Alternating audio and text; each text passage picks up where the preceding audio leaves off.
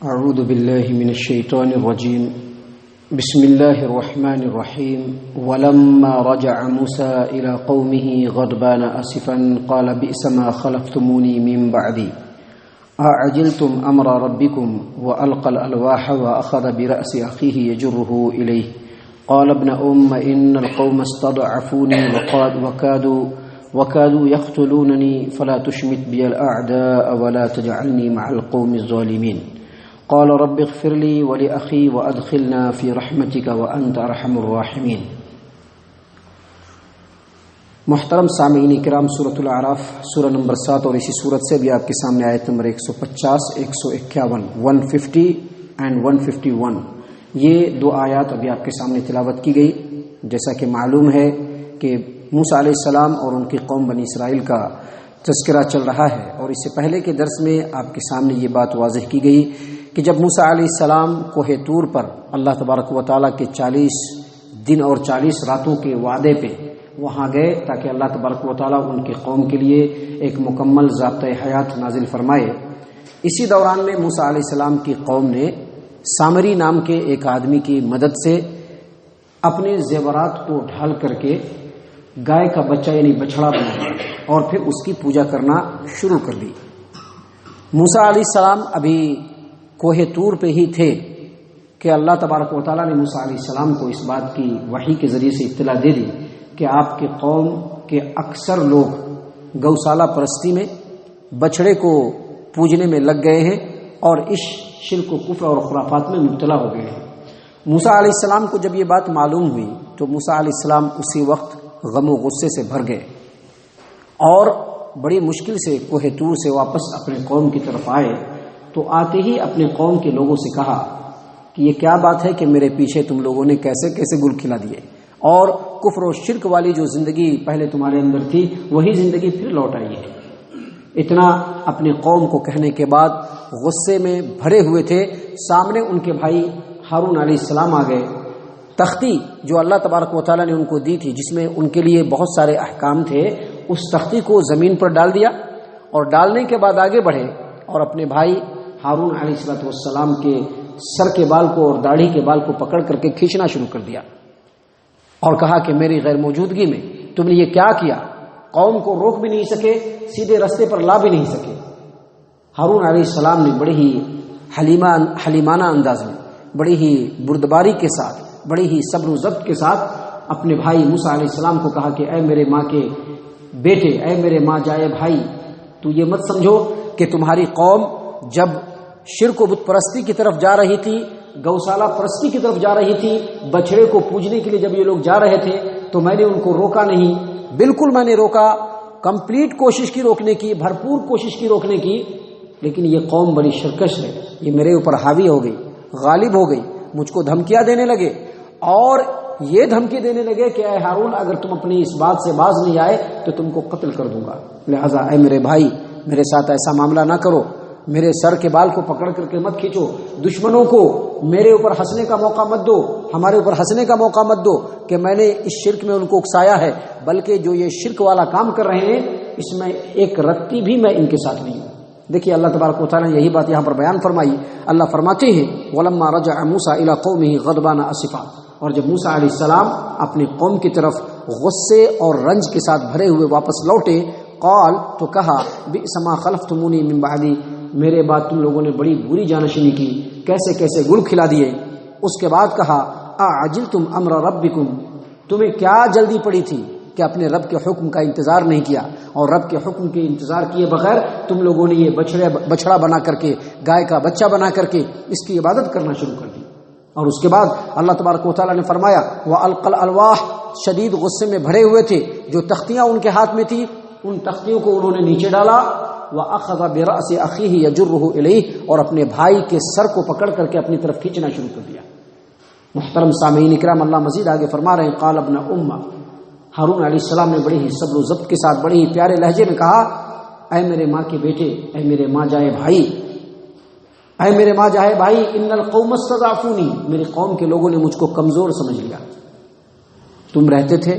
تو تمہارا ایک روب تھا، دبدبا تھا، لیکن میرے قوم کے لوگوں نے مجھے کمزور سمجھ لیا، مجھ کو کمزور کر دیا۔ وَقَادُوا يَقْتُلُونَنِي، اور قریب تھا کہ میرے قوم کے لوگ مجھ کو قتل کر دیتے. فلا تشرک بی احدا، یہ مت سمجھو کہ میں اس قوم کے ساتھ شرک میں شریک ہوں،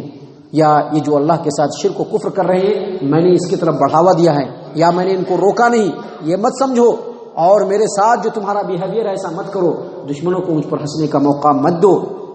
فلا تجعلنی مع القوم الظالمین، اور مجھ کو ظالم قوموں کے ساتھ، ولا تجعلنی مع القوم الظالمین، اور مجھ کو ظالم قوموں کے ساتھ مت کرو. محترم سامعین کرام، اس پورے آیت کریمہ پر آپ غور کریں گے تو پتہ چلے گا کہ اس قرآن کریم کی اس آیت نے ہارون علیہ السلام کو شرک و کفر اور بت پرستی سے بالکل الگ کر دیا. آپ نے اس سے پہلے کی آیت کریمہ پڑھی، اس سے پہلے بھی موسیٰ اور ہارون علیہ السلام کے واقعے کو پڑھا.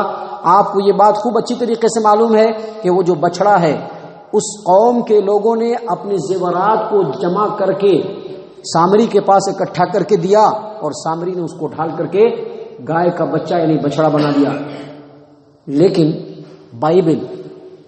بائبل جو ہے، جو خالص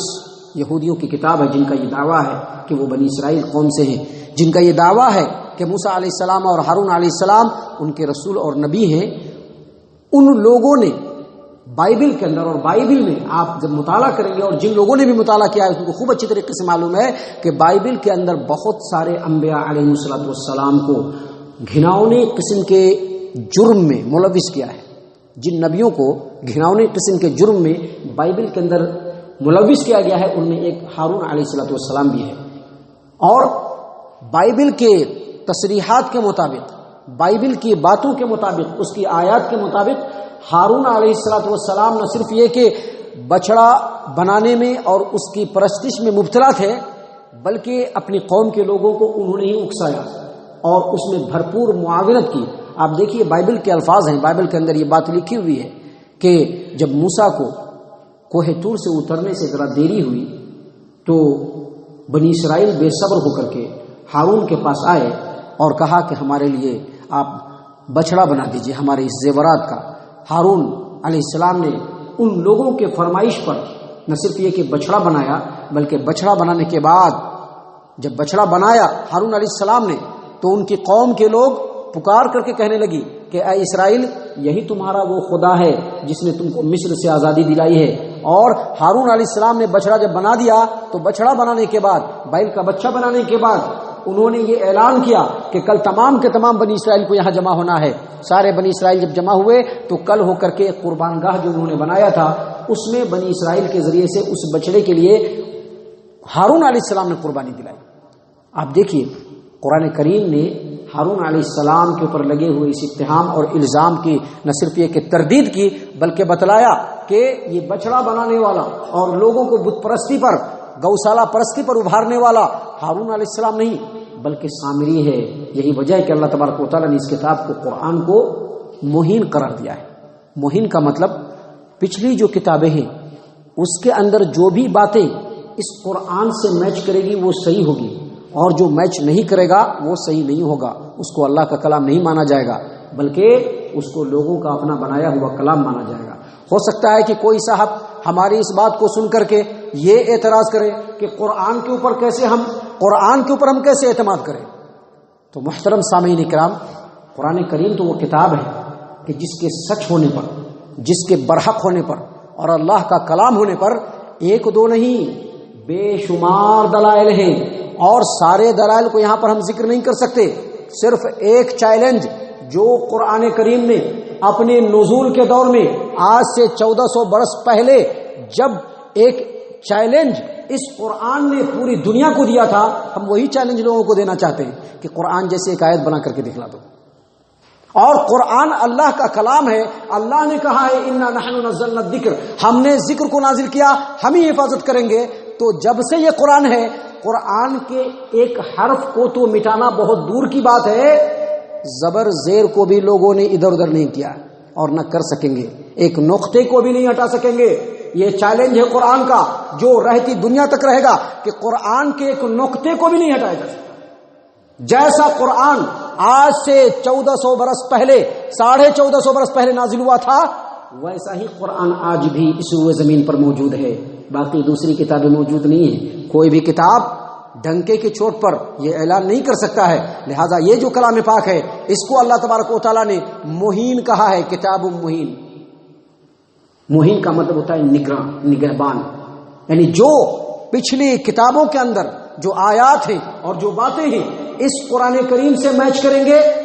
وہ باتیں صحیح ہوں گی، اور جو باتیں میچ نہیں کریں گی وہ باتیں لوگوں کی اپنی بنائی ہوئی ہے. لہذا ہارون علیہ السلام پر اور دوسرے انبیاء علیہ السلام پر جو بائبل یا دوسری کتابوں نے الزام لگائے ہیں، اتہام لگائے ہیں، جرموں میں ملوث کیا ہے، وہ ساری باتیں بالکل غلط ہے، اور انبیاء علیہ السلام کی ذات گرامی ان تمام باتوں سے بالکل بالاتر ہے. محترم سامعین کرام، اسی بات کو یہاں پر اللہ تبارک و تعالیٰ نے بیان کیا کہ ہارون نے کہا کہ اے میری ماں جائے بیٹے، میری قوم نے مجھ کو کمزور کر دیا اور مجھ کو قتل کرنے کی دھمکی دی، لہذا دشمنوں کو ہنسنے کا موقع نہ دو، اور یہ جو لوگ شرک کیے ہیں اس میں مجھ کو بھی شامل مت کرو. جب ہارون علیہ السلام نے بڑے ہی پیارے انداز میں، حلیمانہ انداز میں اپنے بھائی کو سمجھایا تو ان کا ذہن ذرا اعتدال پر آیا. ان کے دل میں احساس ہوا کہ شاید اور یقینی طور پر ہم نے اپنے بھائی کے اوپر ظلم کیا ہے، لہذا فوراً دعا کرنے لگے اور کہا رب اغفر لی ولی اخی وادخلنا فی رحمتک وانت ارحم الراحمین. اے میرے رب مجھ کو بخش دے اور میرے بھائی کو بخش دے اور ہم لوگوں کو اپنی رحمت میں داخل کر، اور بے شک تو تمام رحم کرنے والوں میں سب سے زیادہ رحم کرنے والا ہے.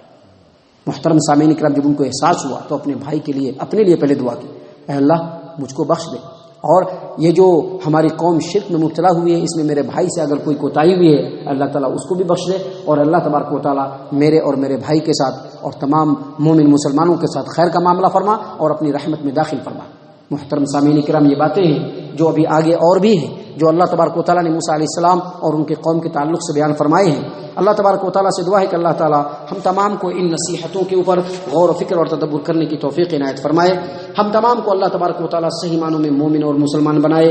نبی اکرم صلی اللہ علیہ وسلم کی سنتوں کی اتباع اور پیروی کرنے والا بنائے، جنت الفردوس میں جگہ عطا فرمائے. اے اللہ ہم تمام کو جہنم سے پناہ دے، اے رب العالمین ہم تمام کو جہنم سے پناہ دے، اے مالک الملک ہم تمام کو جہنم سے پناہ دے. آمین یا رب العالمین. وما علینا الا البلاغ المبین.